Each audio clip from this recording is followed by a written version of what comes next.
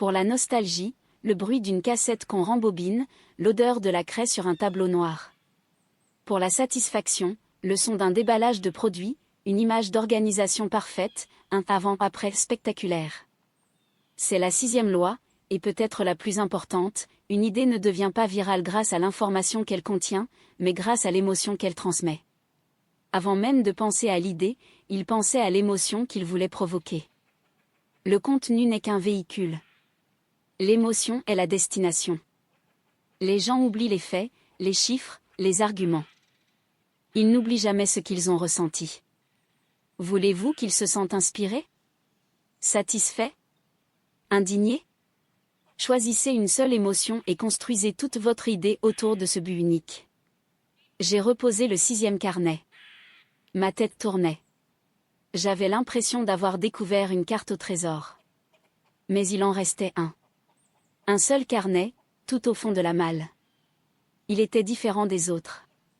Plus fin. Et il ne contenait qu'une seule phrase, répétée sur chaque page. Je l'ai ouvert, et c'est là que j'ai compris.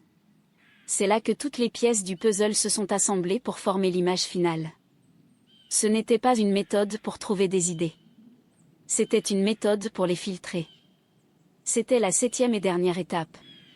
La plus brutale. La plus essentielle. Après chaque idée qu'il avait notée dans les autres carnets, après chaque question, chaque « et si », chaque connexion, il avait écrit en lettres capitales rouges, comme un coup de tampon final, « Et alors ? So what ? Pourquoi quelqu'un devrait s'en soucier ? Quelle est la conséquence ? Qu'est-ce que ça change pour la personne qui le lit ou le voit ?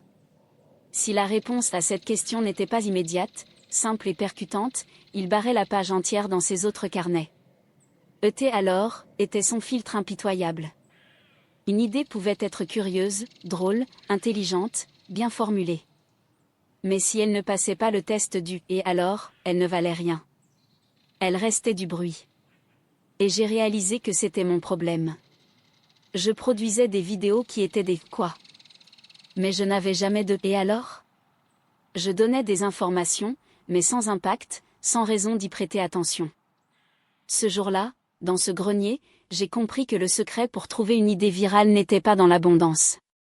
Il était dans l'élimination.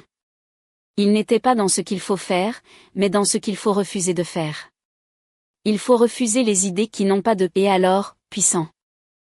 J'ai refermé la malle, j'ai redescendu les escaliers, mais je n'étais plus la même personne.